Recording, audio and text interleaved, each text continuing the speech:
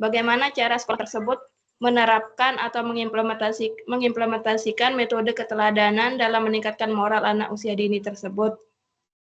Rumusan masalah, berdasarkan latar belakang yang telah dijelaskan, rumusan masalah dari penelitian ini adalah bagaimana guru menerapkan metode keteladanan untuk siswa-siswi KB Nurul Iman Tongker. Kemudian tujuan penelitian ini adalah untuk mengidentifikasi dan menganalisis strategi atau metode yang dilakukan guru dalam mengembangkan nilai moral siswa-siswi KB Nurul Iman Tongker.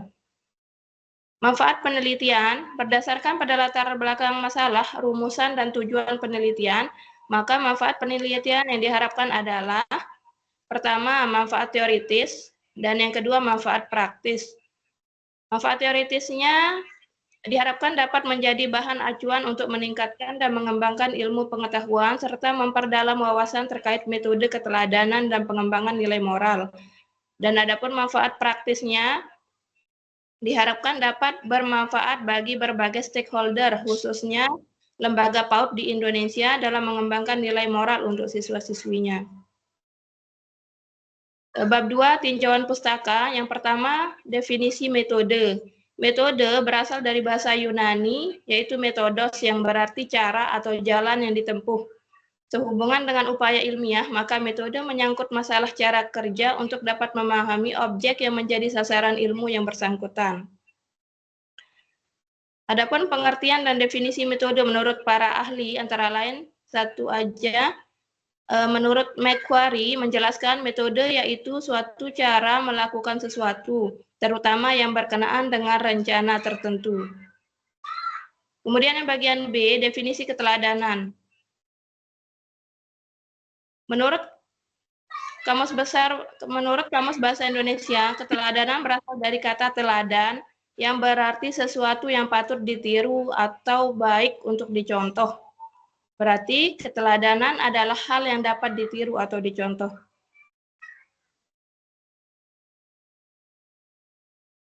Bentar saya lanjut dulu ke bawah.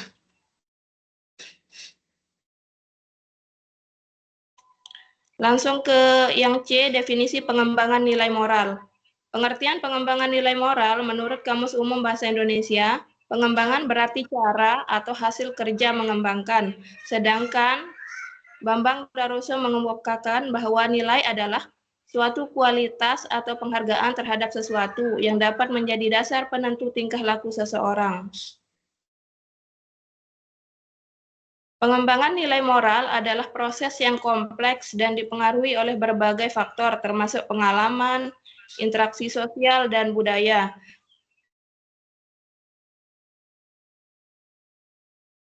Adapun beberapa definisi pengembangan nilai moral menurut para ahli. Yang pertama, Max Weber. Menurut Max Weber, nilai moral adalah bentuk kehidupan ideal yang diharapkan oleh individu atau masyarakat. Nilai-nilai ini adalah panduan untuk bertindak dan mempengaruhi cara kita melihat dunia.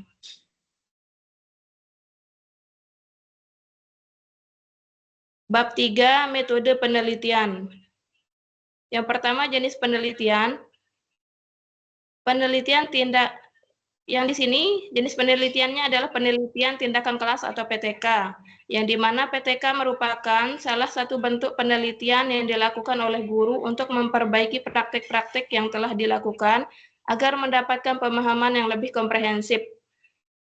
PTK juga dapat diartikan sebagai salah satu bentuk penelitian yang dilakukan dalam kegiatan pembelajaran di kelas yang memiliki ciri khusus, yaitu memecahkan suatu permasalahan pembelajaran yang ada di kelas dengan melakukan berbagai tindakan yang terstruktur, serta menganalisis pengaruh yang ditimbulkan dari perlakuan yang dilakukan.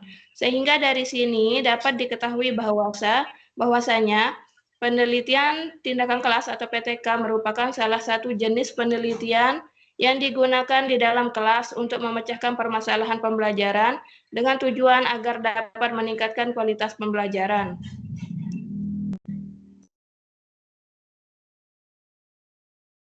Kemudian bagian B, lokasi dan waktu penelitian. Lokasi penelitian ini dilakukan pada KB Nurul Iman Tongker yang terletak di Dusun Serangan, Desa Selong Belana, Kecamatan Praia Barat, Kabupaten Lombok Tengah. Waktu pelaksanaannya dilakukan mulai dari tanggal 27 Oktober sampai dengan 5 November 2025. Fokus penelitian.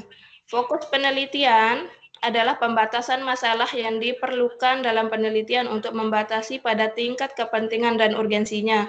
Ini menurut Sugiono tahun 2017. Maka penelitian ini berfokus pada konsep thinking ahead, thinking again, dan thinking across yang dilakukan di KB Nurul Iman Tongkar dalam menyusun metode keteladanan sebagai bentuk pengembangan moral siswa-siswinya. Teknik pengumpulan data yang dipakai di sini yang pertama observasi, 2 wawancara, 3 studi dokumen, dan 4 FGD.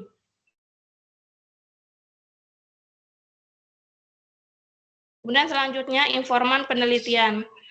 Informan dalam penelitian ini ditentukan secara sengaja berdasarkan tingkat kepentingannya terhadap permasalahan yang diteliti serta tingkat pengetahuan dan pengalamannya mengenai permasalahan yang diteliti. Adapun FGD yang dipilih adalah yang pertama Kepala Sekolah KB Nurul Iman Tongker, kedua Guru Kelompok A KB Nurul Iman Tongker, 3 Guru Kelompok B KB Nurul Iman Tongker. Selain 3 informan tersebut, dibutuhkan juga beberapa informan tambahan yang akan peneliti wawancara secara mendalam. Adapun informan tambahan tersebut adalah orang tua wali murid dari siswa-siswi KB Nurul Iman Tongker selaku pihak yang merasakan langsung perkembangan nilai moral anak-anak mereka. Teknik analisis data. Yang pertama, teknik analisis tematik. Tahapan dalam analisis tematik ini adalah memahami data, menyusun data, dan mencari tema. Kemudian teknik analisis triangulasi. Teknik triangulasi adalah konsep utama dalam metode penelitian kualitatif karena berfungsi untuk meningkatkan validitas, akurasi, serta kedalaman dari analisis datanya. Ini menurut Arianto tahun 2024. Mungkin sampai sini, Bu. Oke, thank you. Terima kasih. Ini sudah bagus juga ya. Saya mulai dari atas ya. Nah, ini judulnya metode keteladanan sebagai bentuk pengembangan moral ya. Subjeknya siapa ini? Ya, Guru atau siswa? guru dan metode sebagai bentuk pengembangan moral. Ya, gurunya. Metode keteladanan sebagai bentuk pengembangan moral untuk gurunya atau untuk siswa di TK itu. Untuk siswanya, Bu. Untuk siswanya, itu ya yang pertama untuk siswanya kan. Nah, oke. Jadi kita beranjak dari situ. Ini ada juga ya spasi-spasi yang harus dikurangi ya. Nah, ini Ya. spasi-spasinya juga terlalu jauh.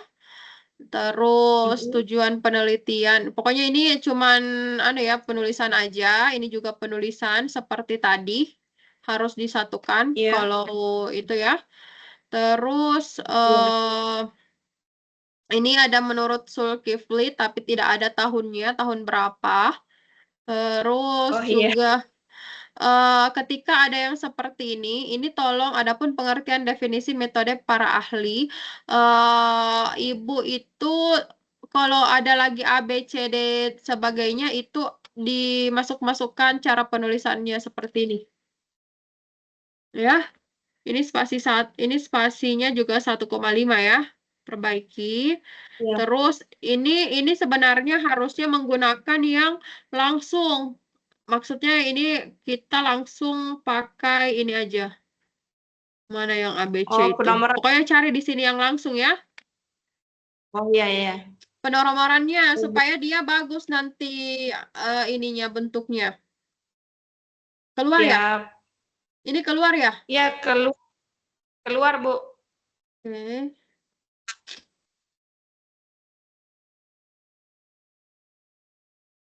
Mana lagi? Sudah terlihat kan? Iya, sudah. Oke, Ibu. Terus definisi keteladanan di sini dia lihat coba lihat perbedaannya Ibu. Di sini definisi metode penelitian kan urutannya sejajar toh D-nya dengan yang ditempuh kan. Ini bagus Iya. cara penulisannya. Tapi kalau yang di sini nih, ini ada yang lari keluar. Ini harus dikasih masuk-masuk supaya dia sejajar dengan yang di atas. Nah, ini sudah bagus juga yang B-nya. Terus ini pokoknya kalau ada satu paragraf terus isinya cuma 2 baris atau 1 kalimat, ini kan sebenarnya 1 kalimat ya karena cuma ada 1 titik toh. Iya. Nah, itu harus digabung saja ya. Baik. Digabung saja ya. Terus lanjut lagi, ini spasinya juga. Definisinya, pengertiannya, ini tidak ada juga menurut siapanya. Ini juga sama ya yang tadi ya, cara penulisannya. Tidak ada penelitian yang relevan. Di bab 2 itu harus ada penelitian yang relevan ya.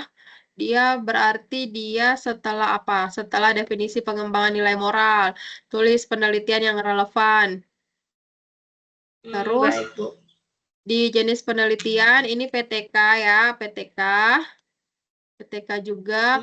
Kalau PTK itu kan ada prosedur penelitiannya. Di sini tidak ada prosedur penelitiannya. Terus subjek penelitiannya juga tidak ada. Subjek penelitian tidak ada. Terus ketika menjelaskan ini teknik pengumpulan datanya observasi, tolong dijelaskan seperti apa itu observasi, wawancara juga apa. Jadi ada penjelasannya bukan hanya disebut. Baik.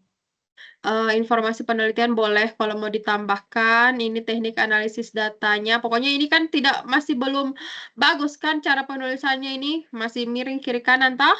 Harus sejajar dengan yang di atasnya. Nah, kemudian prosedur penelitian di sini ya, tidak ada juga ya. Prosedur sama subjek penelitian.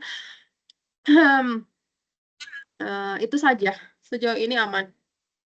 Oke, bentuk penulisan. Bu, Ya. nanti bisa dikomentari punya saya apa yang salah-salah itu di e-learning biar mungkin saya lupa tempat-tempat salahnya itu nanti biar saya perbaiki. Iya, nanti saya akan komentari lagi sebentar habis ini. Saya periksa semua ya. Iya. Oke. Oke, lanjut. Tidak ada lagi Bu pertanyaan Ibu? Raisa, Ya, boleh. boleh saya izin? Iya. Ya, oke. Oh, ini di Lombok kan sudah asar ini. Saya ada kegiatan kader. Oh iya, iya. Silahkan Ibu. Karena Ya, sudah terima presentasi kasih. juga kan. Ya, perbaiki Ya. aja ya. Baik. Terima kasih, Bu Raisa. Iya, oke. Ibu Sari Judah. Ya, baik, Bu. Siapa yang berbagi, saya atau Ibu? Ibu saja. Soalnya saya nggak pakai laptop, Bu. Oke, saya lihat dulu. Ibu Sari Judah ini yang saya periksa ya punyanya, yang sudah saya periksa. Iya, Bu, tapi belum dinilai yang kedua ini. Yang sudah saya upload baru kemarin. Sari Judah.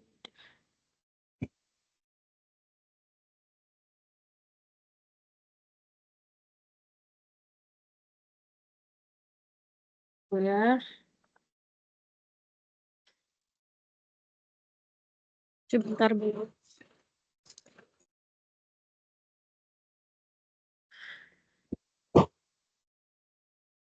Masih punyanya Ibu yang tadi. Oh.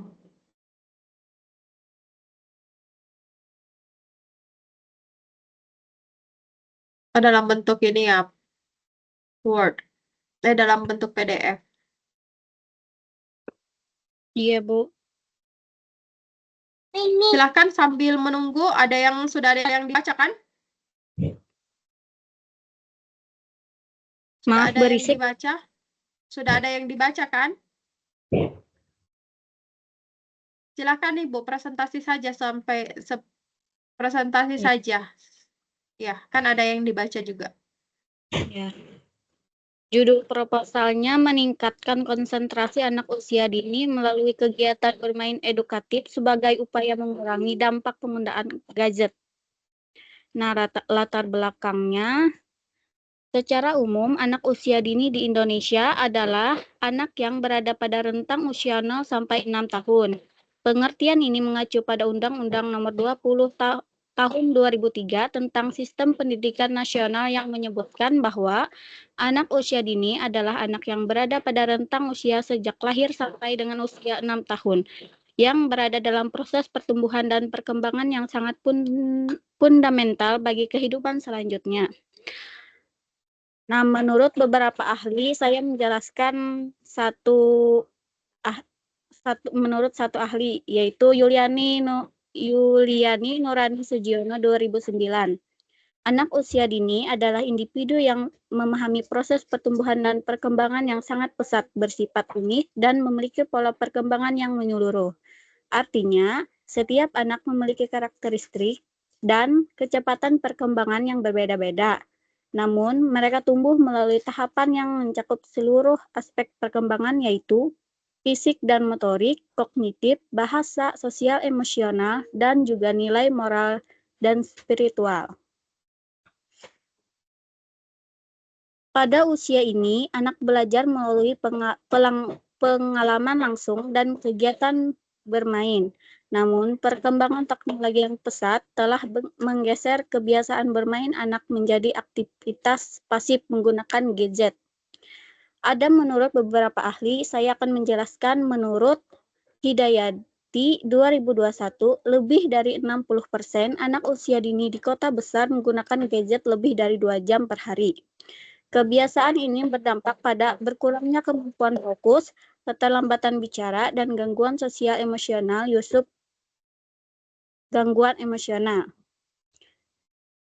Nah, rumusan masalahnya adalah bagaimana tingkat konsentrasi usia dini sebelum diterapkan kegiatan bermain dan bermain edukatif. 2. Bagaimana pelaksanaan kegiatan bermain edukatif dalam upaya mengurangi dampak penggunaan gadget. 3. Apakah kegiatan bermain edukatif dapat meningkatkan konsentrasi anak usia dini? Tujuan penelitiannya, mengetahui tingkat konsentrasi anak sebelum dan sesudah penerapan kegiatan bermain edukatif. 2. Mendeskripsikan pelaksanaan kegiatan bermain edukatif untuk mengurangi penggunaan gadget. 3. Menganalisis efektivitas kegiatan bermain edukatif terhadap peningkatan konsentrasi anak usia dini. Manfaat penelitian, ada manfaat bagi anak. 1. Meningkatkan keterampilan sosial dan emosional. 2. Meningkatkan konsentrasi dan kreativitas. 3. Mendorong pembelajaran aktif dan menyenangkan. Bagi guru, menambah wawasan pedagodik dan profesionalisme, membantu guru merancang pembelajaran kreatif dan menyenangkan. 3. Meningkatkan kemampuan guru dan memahami kebutuhan anak. 4. Meningkatkan interaksi positif antara guru dan peserta didik.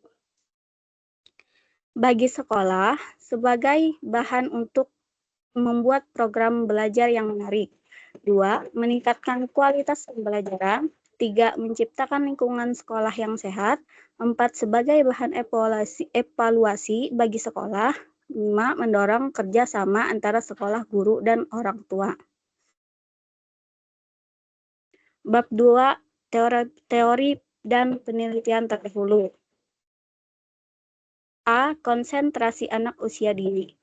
Definisi konsentrasi. Secara umum, konsentrasi adalah kemampuan seseorang untuk memusatkan perhatian pada suatu objek kegiatan dan pikiran dalam jangka waktu tertentu tanpa mudah terganggu oleh hal-hal lain di sekitarnya. Definisi menurut para ahli, saya akan menjelaskan menurut Salameto 2015. Konsentrasi adalah suatu keadaan di mana seseorang memusatkan seluruh perhatian dan pikirannya pada suatu objek atau bagian tertentu dengan mengesampingkan segala sesuatu yang tidak berkaitan. Konsentrasi dalam kegiatan belajar berarti memusatkan seluruh kemampuan indera, pikiran, emosi terhadap materi yang sedang dipelajari. Dengan adanya konsentrasi, seseorang dapat memahami, mengingat, dan menguasai pelajaran secara lebih baik karena tidak mudah terganggu oleh faktor-faktor luar seperti kebiasaan atau kelelahan, kebisingan atau kelelahan. Indikator konsentrasi anak usia dini. 1. Mampu memusatkan perhatian. 2. Mampu bertahan dalam kegiatan. 3. Mampu mengikuti instruksi dengan tepat. 4. Menunjukkan ketertarikan terhadap kegiatan. 5. Tidak mudah terganggu. 6. Menyelesaikan tugas sampai tuntas. 7. Dapat mengulang dan menyampaikan kembali informasi. 8. Memiliki ekspresi wajah dan bahasa tubuh yang fokus. B. Kegiatan bermain edukatif. Definisi bermain edukatif secara umum adalah kegiatan bermain yang mengandung unsur pembelajaran yang dirancang untuk mengembangkan berbagai aspek perkembangan anak, baik kognitif, sosial, emosional, maupun fisik. Ibu, langsung di bab 3 saja ya.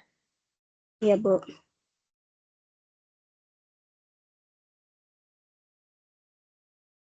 Bab 3, metode penelitian. Setting penelitian. 1. Tempat atau lokasi penelitian. Tempat atau lokasi penelitian yang peneliti ambil adalah di PAUD KB Dewi Sartika yang beralamat di Desa Jambu, RT 05, Kecamatan Puripan, khususnya pada anak-anak kelompok B. Waktu penelitian.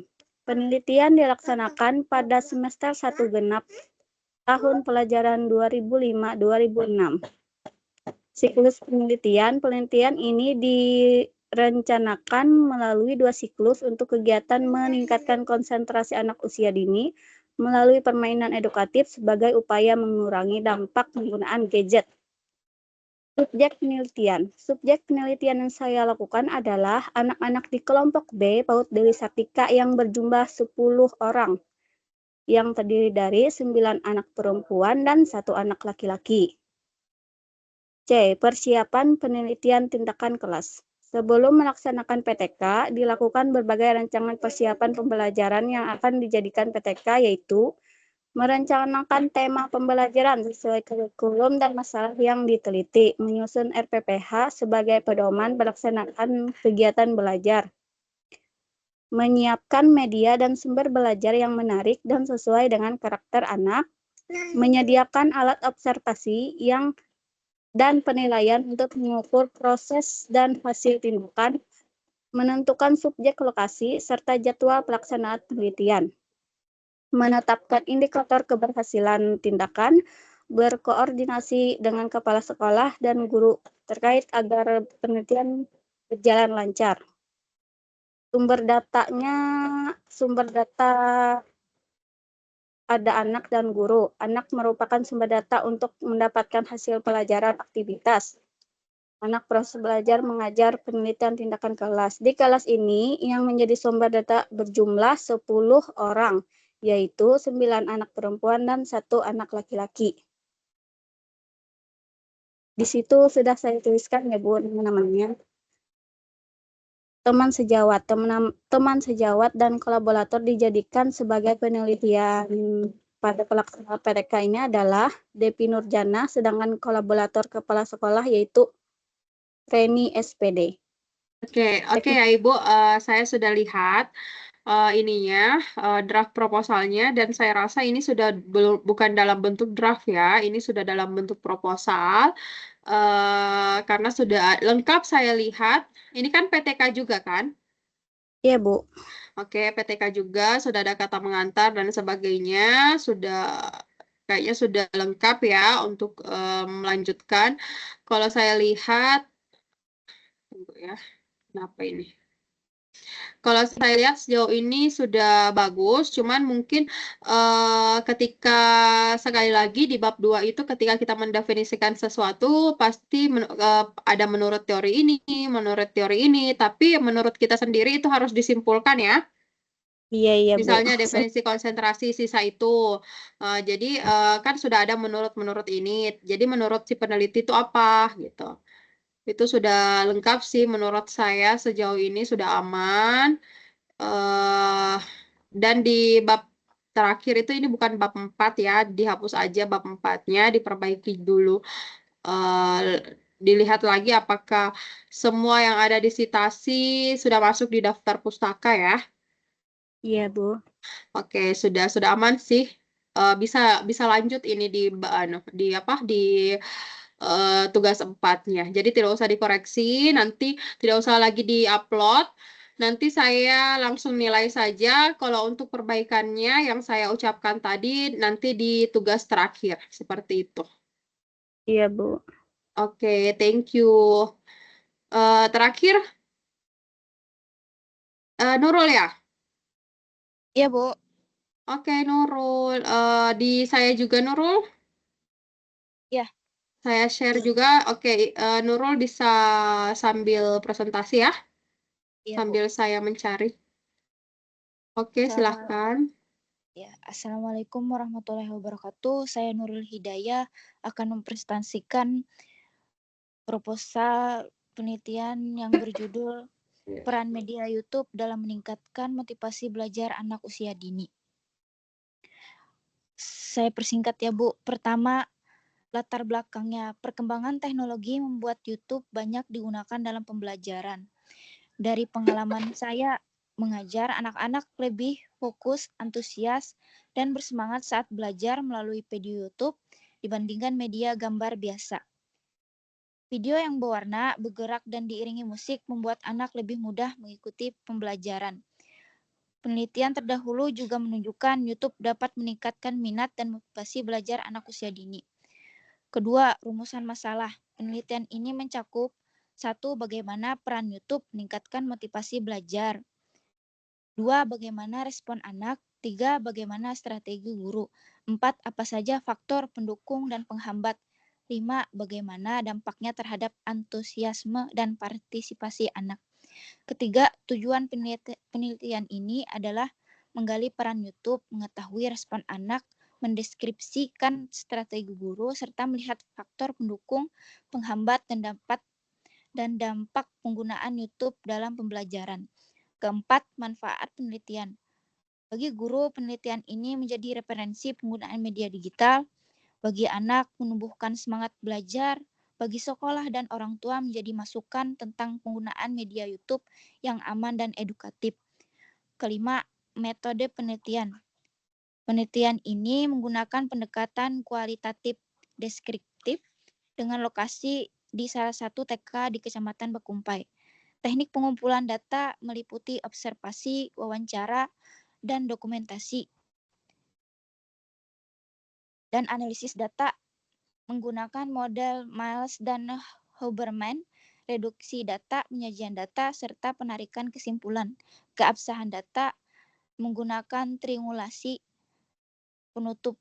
Melalui penelitian ini, diharapkan penggunaan YouTube dapat menjadi media pembelajaran yang efektif dan meningkatkan motivasi belajar anak usia dini.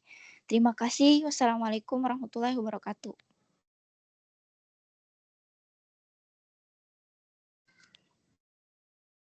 Sudah, Bu.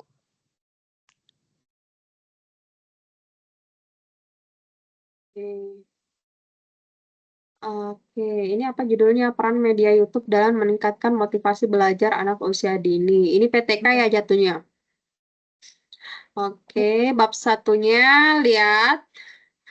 Nanti lihat bab satunya terlalu lebar ya. Iya, Bu. Oke, itu diperbaiki. Terus ini terlalu lebar ya, terlalu lebar semua. Kalau banyak rumusan masalah berarti nanti banyak juga di bab 4 itu yang dibahas. Iya, Bu. Tidak apa-apa. Nah, terus kajian teorinya wah besar sekali nih tulisannya. Ini juga terlalu ini media pembelajaran apa? Ini sudah bagus ya, sudah ada menurut Sudirman. Jadi kita lihat apakah taraf ini belum rata kiri kanan ya? Iya, Bu. Halo? Ya, belum. Iya. Ya, Iya, ini Bu. belum rata kiri kanan kan? Ini masih banyak spasinya juga. Iya, iya, Bu. Tuh, nah ini diperbaiki dulu. Nah, YouTube ini nih, YouTube ini, nah ini masih, saya mau lihat selain itu, mau lihat apakah sudah ada kesimpulan di setiap definisi.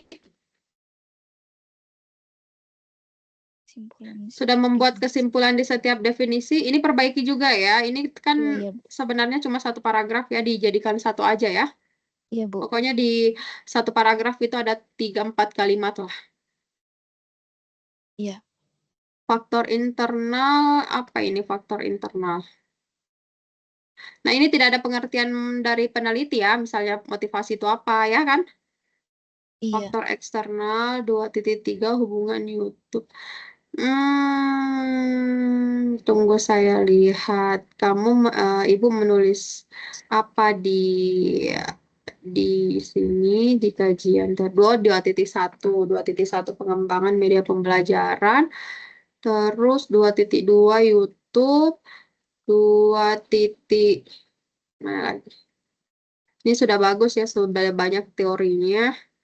Faktor internal ini masuk ke mana ini faktor internal? Kenapa ada angka 1 lagi di situ?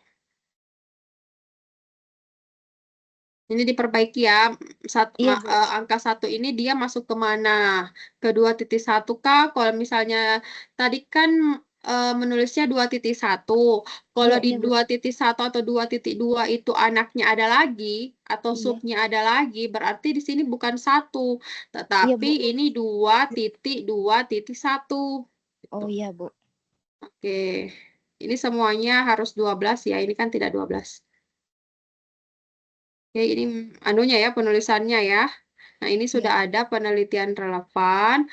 Ini sebenarnya penulisannya saja sih sejauh ini pengetikannya aja. Iya, Yang Bu. lain sudah bagus ini malah daftar pustakanya yang mencong ke kanan ya. Iya, Bu. Terus di sini di bab 2 itu tidak ada prosedur penelitian, bab 3. Prosedur penelitiannya tidak ada, kemudian teknik analisis data ada, keabsahan data. Nah, sisa itu prosedur penelitiannya seperti Iya, apa. iya, Bu. Oke? Iya, Bu. Oke. Sejauh ini ada yang mau didiskusikan atau ada yang mau ditanyakan lagi? Bagaimana? Tidak ada? Kalau tidak ada, boleh dinyalakan yang ada sekarang, dinyalakan dulu kameranya. Saya mau memfoto, men-screenshot bahwa yang hadir sampai akhir itu ada berapa orang. Jadi jaringan saya bermasalah ya? Oke. Halo Ibu Rapia. Jaringanku yang sering Ibu Rapia bermasalah ada ini, ternyata. Ibu Rapia tolong sampai ini kan waktunya masih ada 4 menit. Dijelaskan aja, tidak usah ditampilkan apa yang sudah Ibu lakukan. Sudah sampai mana? Sudah saya nilai? Halo Ibu, siapa yang dibilang ini? Ibu Rapia, Ibu. Sudah saya nilai tugas 3-nya Ibu? Belum Ibu. Tapi sudah ada bab 1, 2, 3? Belum Ibu. Saya masih saya masih di draftnya saja Ibu, proposal. Proposalnya masih sementara dibuat Ibu, cuman belum diketik juga. Oh, jadi yang dikumpulkan itu apa? Draft yang sudah Ibu. Oh, draftnya ya? Iya. Oke, saya lihat dulu ya sebentar ya, supaya ada bagiannya juga, siapa tahu. Ini masih 14.57. Iya, saya lihat dulu 3 draft. HP saya juga sudah lowbat ini Bu. Mumpung Ibu Rafia ada. Iya. Ada tidak nilainya di sini yang bermasalah dari yang hadir sekarang, yang nilainya bermasalah dari tugas 1 dan 2? Belum ada, Bu. Maksudnya nilai bermasalah itu dia di bawah 80. Tidak kayaknya. Tidak ada kayaknya nih. Ya, kalau ada, saya membukakan lagi proses pengumpulan itu karena kasihan juga. Nah, oh ini punyanya tuh Ibu Rapia ya. Saya lihat kajian teorinya. Oh, masih dalam bentuk draft ya, Ibu, belum dalam bentuk proposal yang resmi seperti itu ya. Iya. Lembar observasi rubrik penelitian. Oke, saya melihat dulu ya, Ibu. Judul meningkatkan kemampuan motorik halus, latar belakang. Oke, ada rumusan masalah. Oke. Jadi Ibu dibuat saja ya seperti teman-teman yang tadi ya. Baik, Bu. Oke, yang tadi yang sudah lengkap itu udah beberapa yang sudah lengkap. Kayaknya yang hadir di sini sudah lengkap semua, tinggal menambahkan sedikit-sedikit saja dan penulisannya saja yang lumayan-lumayan ada bergeser-bergeser sedikit ya. Tapi sejauh ini sudah aman. Oke, saya mau screenshot dulu untuk foto, silahkan tersenyum dulu. 1, 2, 1, 2, 3.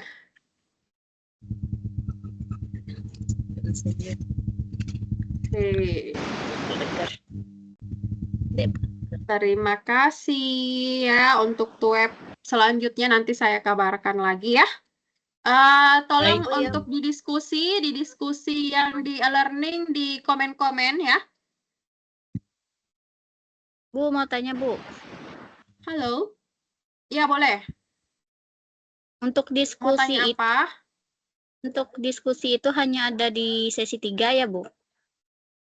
Iya, saja tidak tahu kenapa di metodologi penelitian ini cuma ada di sesi 3, tapi nanti mungkin ada di sesi 7 lagi. Tapi kan yang sekarang belum bisa dilihat kan sesi 7-nya. Jadi tetap di sesi 3 aja. Iya, Dulu Bu. diskusinya. Yang saya akan, nanti juga kalau misalnya ada yang penting, saya akan japri satu-satu di messengernya. Oke. Sampai izin bertanya. Ya, boleh. Untuk tugas 4-nya itu nanti isi kata pengantar dan daftar isinya ya? Iya, kayak proposal. Oh, begitu ya. Iya. Berarti sampai bab 3 saja, Bu? Iya, proposal itu sampai bab 3, cuman kayak yang lengkap tadi sama Ibu Sari Juda ya, yang punyanya lengkap. Yang sudah ada tadi itu kata pengantar, kemudian ada daftar isi, judul, ya, yang kayak punyanya Ibu Sari Juda tadi. Itu sudah bagus. Oke, ada lagi? Tidak ada? Halo? Tidak ada saya. Halo. Oke, tidak ada ya. Kalau tidak ada, saya akhiri pertemuan kita hari ini. Terima kasih banyak. Oke, assalamualaikum warahmatullahi wabarakatuh. Waalaikumsalam. Silakan. Terima kasih. Sama-sama, Ibu. Oke.